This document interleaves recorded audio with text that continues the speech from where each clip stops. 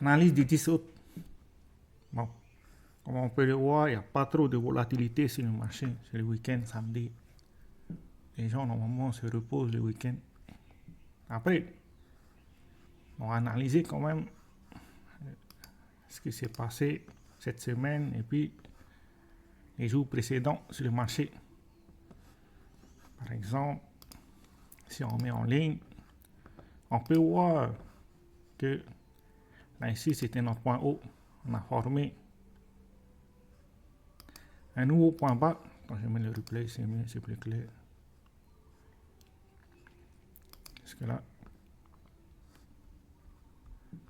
voilà. On peut voir que là c'était notre point haut. Ensuite, on a formé un point bas avant de retracer le mouvement. Ben, les vendeurs sont intervenus dans la zone entre le 1 et le 0,75 sur le, comment on appelle, Fibonacci. Hein. Après, on continue. On a un nouveau point bas. Là, nouveau point haut. Okay. La prochaine fois, les vendeurs sont intervenus là ici. Et là, les acheteurs sont intervenus. Ensuite, on est revenu jusqu'au 1. Donc, la deuxième zone où les acheteurs, les vendeurs sont intervenus, plutôt, c'était entre 1 et 0,75, comme le premier. Après, on continue. Nouveau point bas. Ok, c'est ça notre point haut. Fibonacci. C'est notre point haut. Nouveau point bas. Pareil, les vendeurs sont intervenus entre les 0,75, là ici, et les 1, niveau des 1. Maintenant, c'est la fin. On est là ici aujourd'hui. Voilà. À chaque fois, je retire tout ça. À chaque fois que les vendeurs sont intervenus sur le marché, c'est entre le niveau des 1 et des 0,75 sur le Fibonacci. Si je mets là ici, comme ça c'est plus clair. Voilà. Le niveau des 0,75 et des 1. Donc, qu'est-ce que ça veut dire par rapport à la suite? Si on prend notre Fibonacci, on met le point haut. Ensuite, on met sur notre point bas, là ici, point haut, point bas. Donc, il y a des fortes probabilités que quand on arrive dans cette zone, c'est pas con, mais si jamais on arrive dans cette zone, il faut faire attention. Car à chaque fois, les vendeurs interviennent dans cette zone. Il y a des probabilités qu'on arrive là, que les gens vont croire, ok, ça y est, c'est le bull run, et bam, on fait un nouveau point bas. Donc, ça ne sert à rien de se précipiter tant qu'on ne casse pas les 68 400, en gros. Si vous voulez mettre une alarme, c'est l'endroit pour mettre l'alarme. Par exemple, comme ça. Alarme. Après, vous pouvez noter message, probabilité de tendance haussière. Voilà. Enregistré. Ça veut dire que si jamais les vendeurs n'arrivent pas à faire baisser le prix à ce niveau-là et aller chercher un nouveau point bas, il y a des probabilités qu'en cassant ce niveau-là, on commence une tendance haussière. Donc, c'est une zone à surveiller. Voilà. On va effacer tout ça. C'est ça le niveau par rapport à la suite qu'il faut faire attention. Les 68 000. Il faut que la bougie clôture au-dessus de ce niveau-là. Maintenant, je ne pense pas qu'on va faire ça dans les jours à venir. Parce que normalement, après une forte baisse, on ne devait pas avoir cette bougie-là. Ça, c'est par rapport au squeeze qu'on a eu précédemment. Voilà. Normalement, quand tu vois une période de baisse, tu veux voir une période d'accumulation. Par exemple, comme celle-ci, où le prix ne fait pas de nouveaux points hauts ni de nouveaux points bas. Pendant une période de 67 jours, le prix n'a rien fait. Voilà. pareil, après une forte baisse, le prix n'a rien fait, puis il explose. Puis c'est comme ici. Après une forte baisse, le prix compresse et il explose.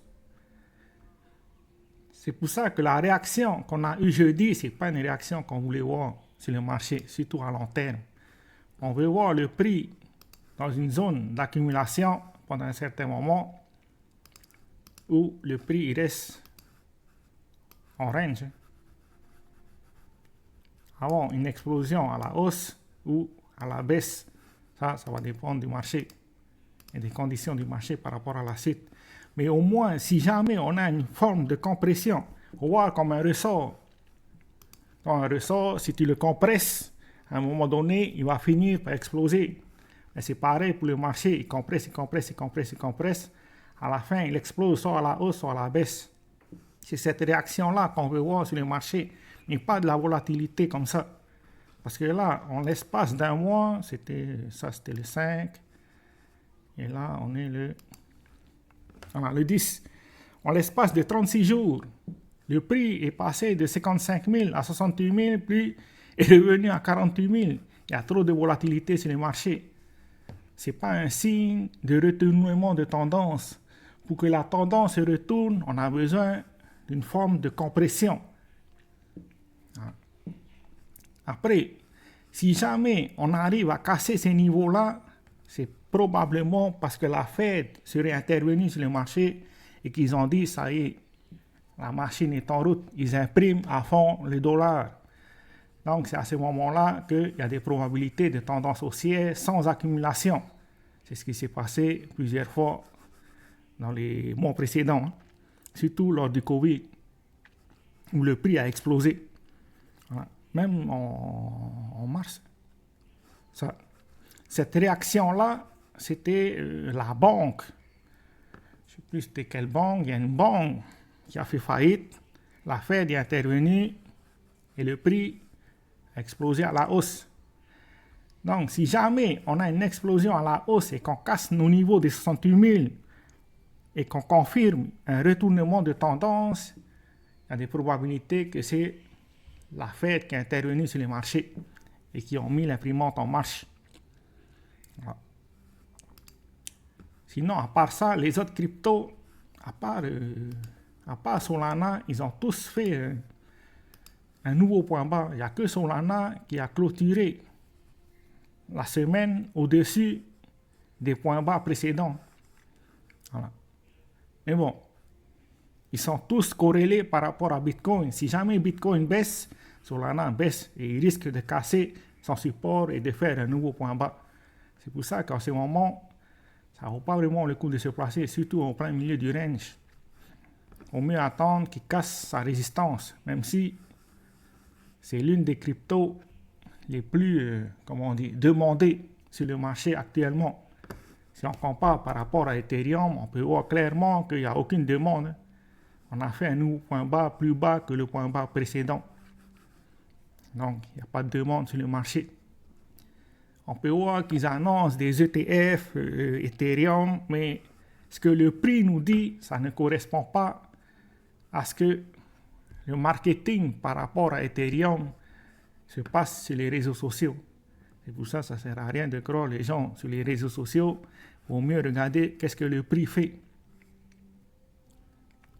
Pareil pour les indicateurs. Ils mettent des indicateurs révolutionnaires. Tous les indicateurs se font par rapport au passé. C'est-à-dire, par exemple, les moyennes mobiles. Ils calculent le prix du passé pour prédire des probabilités où le prix va être dans les jours à venir. Donc, c'est toujours des calculs par rapport à ce qui s'est passé précédemment. La seule chose qui est au moment présent, c'est le prix. Là, le prix, il a été fait aujourd'hui. On ne peut pas manipuler le prix par rapport aux indicateurs. Les indicateurs, c'est toujours des résultats d'un historique par rapport au passé. Voilà. C'est tout ce que j'ai pour aujourd'hui. Ciao, ciao.